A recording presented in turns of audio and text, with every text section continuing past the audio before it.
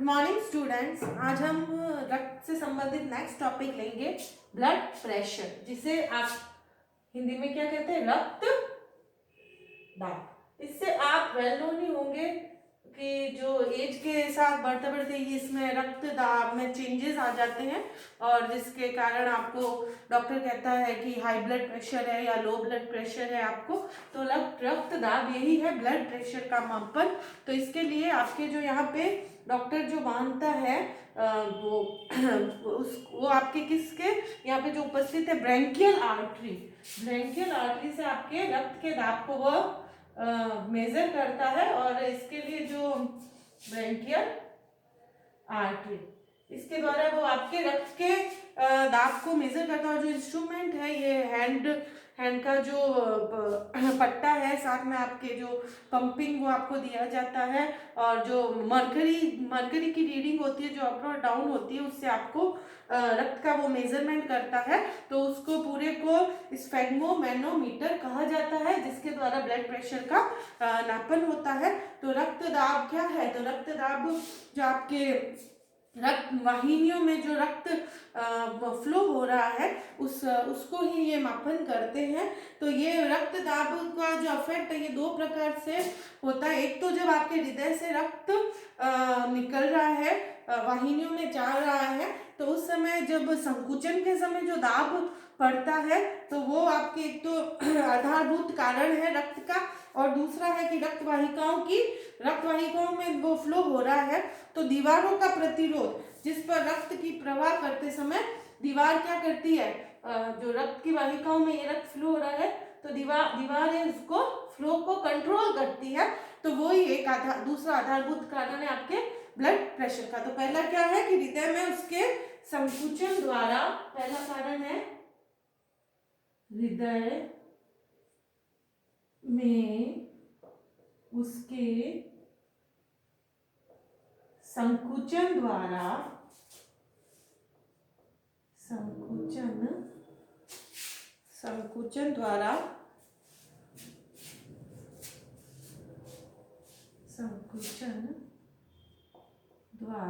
रक्त के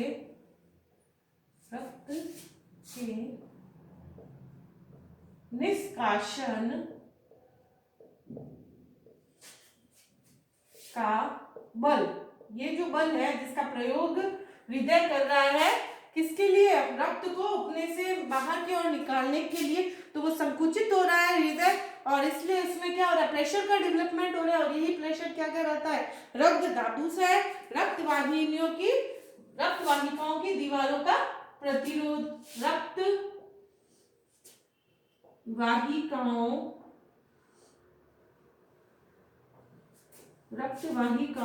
की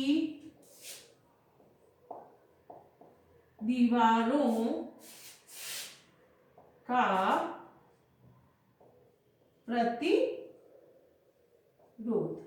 तो ये जो रक्त वाहिका है जो जिससे क्या हो सकते हैं, रक्त के प्रवाह का नियंत्रण हो सके। तो दीवारें भी क्या करेगी, एक प्रतिरोध बल उत्पन्न करेगी, जो भी क्या किसमें कन्वर्ट होगा, रक्त दाब में, जिससे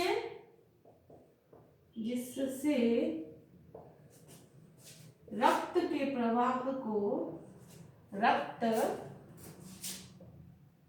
के प्रवाह को नियंत्रित कर सके।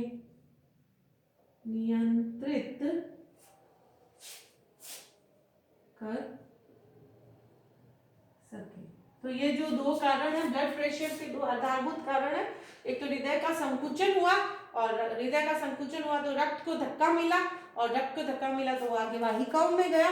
तो उस निष्कासन के बल को क्या कहते हैं, रक्त दाब। उससे रक्त दाब क्रिएट होगा। और दूसरा है दीवारों के प्रतिरोध, जिससे रक्त के प्रवाह को नियंत्रित कर सके। तो ये दो कंडीशन होती है, हाई ब्लड प्रेशर और लो ब्लड प्रेशर। तो हाई ब्लड प्रेशर जब हो जाएगा जब आप ज्यादा टेंशन में होंगे, या आपकी धमनियों में जो आपकी ये वाहिका है इनमें कोलेस्ट्रॉल डिपॉजिट हो जाएगा। तो ये जो रक्त के प्रवाह की जो पाथ है वह छोटा हो जाएगा, और वह छोटा होने से भी ब्लड प्रेशर इंक्रीज हो जाता है। इसीलिए जिनके हाई ब्लड प्रेशर रहता है उनको कहा जाता है कि आप कम घी तेल खाइए, क्योंकि वो वसा की मात्रा ज़्यादा हो जाएगी उससे। और वसा क्या कारण है? वसा का कारण है हाई ब्लड प्रेशर का हो जाना, जो हार्ट पे डायरेक्ट अफेक्ट डालेगा। और इस कारण से जिनका हाई ब्लड प्रेशर होता है उनको कहा जाता है कि आप घी तेल मत खाइए। नेक्स्ट है अपना कि परिपथ के आरंभ और अंत तक जैसे जैसे रक्त गति करता है तो वैसे वैसे इसके प्रेशर में क्या हो जाता है? कमी आ जाती है। मतलब यहाँ पे जब हार्ट से निकल रहा है तब तो ज़्यादा प्रेशर डेवलप हो रहा है, और जैसे जैसे वो धमनियों में आगे बढ़ता जा रहा है, वाहिकाओं में आगे बढ़ता जा रहा है, तो प्रेशर में उसकी क्या होगी? कमी आती जाएगी। और रक्त जो ऊर्जा यहाँ पर निकल रही है वो ऊर्जा की कमी आगे जैसे जैसे वह बढ़ रहा है डिफरेंट ऑर्गन्स की तरफ, उसमें उसकी कमी आ जाएगी। तो रक्त दाब है उसमें निरंतर परिवर्तन आता रहता है, जिसके कारण क्या होता है कि जो वेंट्रल रिलैक्सेशन में कम उसका प्रेशर डेवलप होता है, जबकि वेंट्रल कॉन्ट्रैक्शन में ज्यादा प्रेशर डेवलप होता है। तो इसीलिए रक्त दाब अधिकतम जो है, अधिकतम को क्या कहते हैं? अगर रक्त दाब आप जब ये इसमें रीडिंग लोगे, ये आपका वो है स्पेग्मोमेनोमीटर, आपने देखा वही होगा हॉस्पिटल्स में। तो जब रीडिंग लोगे तो जब अपर एकदम से आप ऐसे प्रेशर डालोगे उसमें, ये आपका इंस्ट्रूमेंट है, तो आप इसमें प्रेशर डालोगे तो जैसे जैसे रक्त मरकरी का लेवल ऊपर जाएगा, और जैसे समझ लो आपके 130 पर आप जैसे आपको सुनाई दे, एक साउंड सुनाई देगा आपको डब, और उस साउंड को क्या कहते हैं? सिस्टोन। सिस्टोन प्रकुंचन। तो ये प्रकुंचन क्या है? ये अपर रीडिंग है, अपर रीडिंग है प्रकुंचन। और इसके बाद ये क्या करेगा डॉक्टर? ये इस प्रेशर को धीरे से रिलीज करेगा, तो ये लेवल है ये नीचे आने लगेगा, ठीक है। और जहां पे दूसरा साउंड सुनाई दिया, जैसे 80 पे सुनाई दिया, तो वह क्या है? अनुस्थीलन, डायस्टॉल का साउंड है, डायस्टॉल अनुस्थीलन का।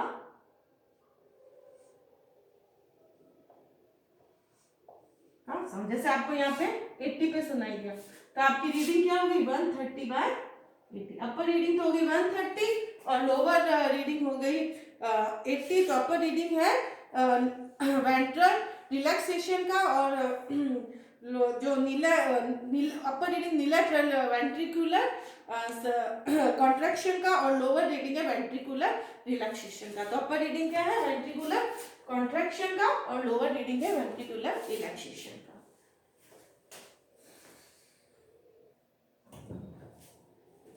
तो जब उसका जो अपर रीडिंग है उसे सिस्टोल कहते हैं, प्रकुंचन। तो ये कब होगा? ये वेंट्रिकुलर कॉन्ट्रैक्शन के समय, कॉन्ट्रैक्शन निलय प्रकुंचन के समय, और ये अधिकतम रीडिंग को मापता है। और अधिकतम रीडिंग क्या है? सिस्टोल अधिकतम रीडिंग को नापता है, जबकि वेंट्रिकुलर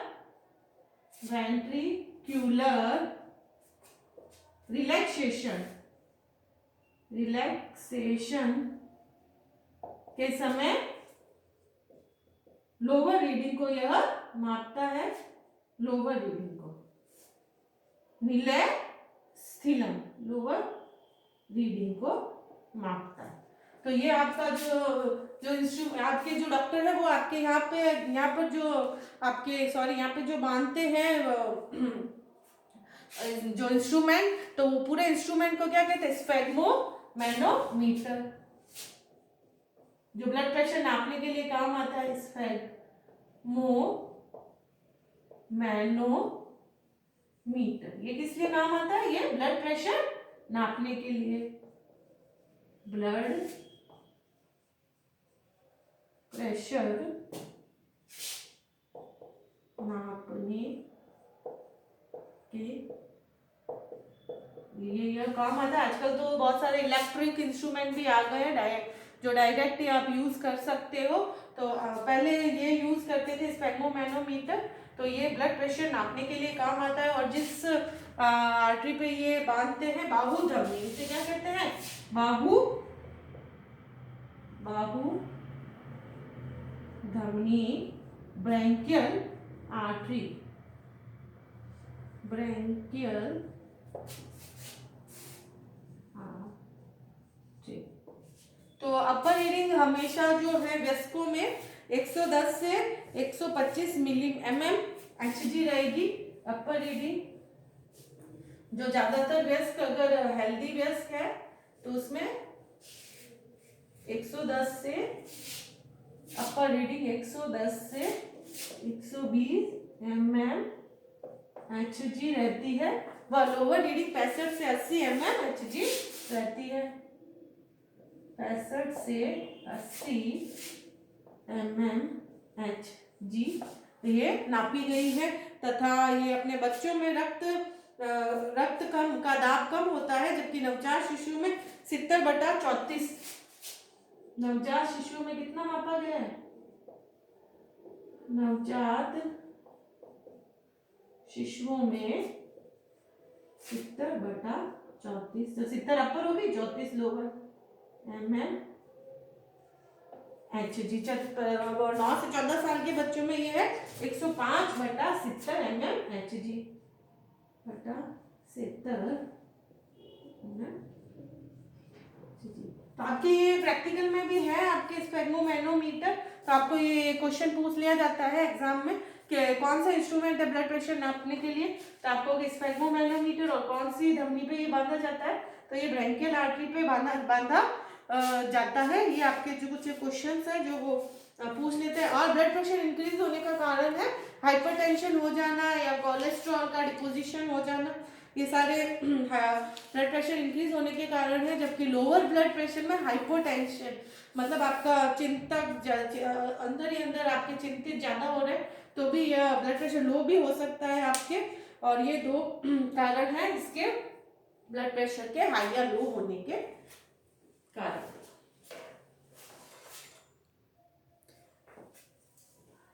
तो रक्त जो प्रेशर है उसको सर्वप्रथम वैज्ञानिक कैरॉट शॉफ ने 1905 में नापा था। और इसका इसलिए जो इंस्ट्रूमेंट उन्होंने यूज किया वो स्फेग्मोमैनोमीटर। तो अगर स्फेग्मोमैनोमीटर को अपन डिवाइड करें तो स्फेग्मो का मतलब होता है पल्स की रेट निर्धारण करना।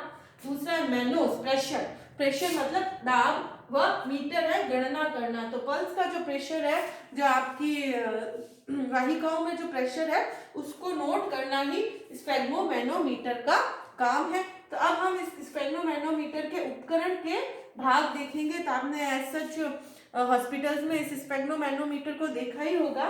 तो इसमें पहला होता है मरकरी दाब मापी। तो मरकरी दाब मापी जो इंस्ट्रूमेंट है, ये आपने ऐसे इंस्ट्रूमेंट देखा होगा, इसमें बीच में नलिका होती है।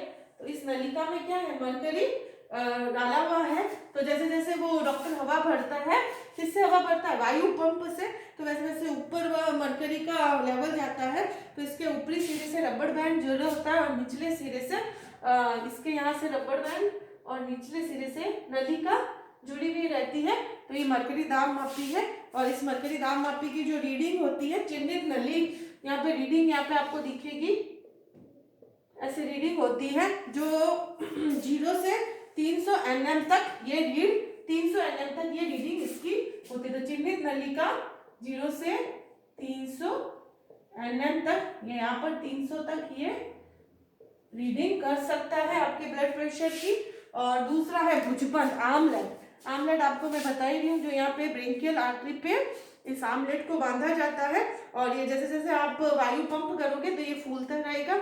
और इसका दाब वह आपके जो पल्स रेट है वो जब बराबर आएगी तो वहां पे आपको स्टेथोस्कोप, आप देखते हो डॉक्टर कान में लगा के रखते हैं, तो जहाँ बराबर आएगी वहां आपको स्टेथोस्कोप से साउंड सुनाई देगा और वही साउंड नोट कर लेते हैं डॉक्टर। फिर वो वायु पंप जो यहाँ पे ऐसा पंप जैसा होता है जिसमें स्क्रू फिट होता है, ऐसा स्क्रू फिट होता है। तो इस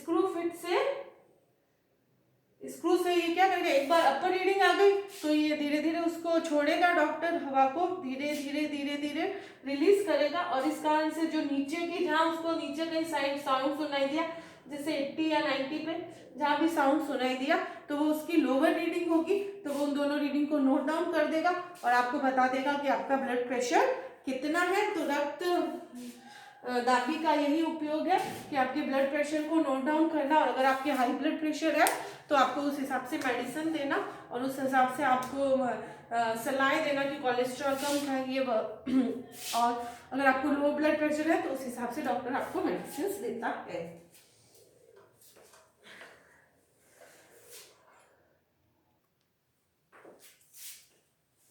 तो एक अगर स्वस्थ मनुष्य है तो उसका रक्तदाब 120/80 mmHg होगा। और अगर हाई ब्लड अगर आपके अगर अपर रीडिंग 140 mmHg या उससे ज्यादा आ रही है तो आपके हाइपरटेंशन में आपका हाइपरटेंशन है, आपका बीपी क्या है, हायर है, बीपी हायर है आपका। और अगर 160 से 160 से ज्यादा आ रही है तो हायर हाइपरटेंशन है, मतलब बहुत ज्यादा बीपी है आपका और आपको उस हिसाब से ट्रीटमेंट लेना चाहिए। हायर हाइपरटेंशन, ठीक है। तो अगर आपका स्वस्थ मनुष्य का तो इतना, अगर उससे ज्यादा आ रहा है तो आपके बीपी हायर है, आपकी रीडिंग हायर है और उस हिसाब से आपको ट्रीटमेंट लेना चाहिए। और नेक्स्ट है अगर आपका ब्लड ग्रुप 70 mmHg से नीचे है, 70 mmHg से नीचे है तो आपके क्या है, लोअर ब्लड प्रेशर है आपके,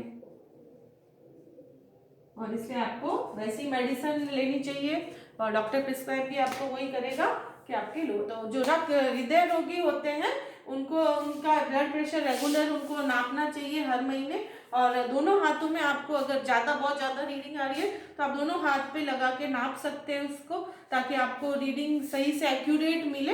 और अपने ब्लड प्रेशर को कंट्रोल करने के लिए उसका औसत निकाल लेना चाहिए और ब्लड प्रेशर को कंट्रोल करने के लिए आपको विभिन्न मेडिसिन लेनी चाहिए। तो ये आपके प्रैक्टिकल में भी है, तो आपको ये सारा जो भी मैंने आपको बताया, आपको पूछ सकते हैं कि इसकी रीडिंग कहाँ तक होती है, या नवजात शिशु में कितना होता है, या बीपी या जो नॉर्मल बीपी की क्या रेंज है, तो आप क्या बताओगे 120/80 mmHg होती है।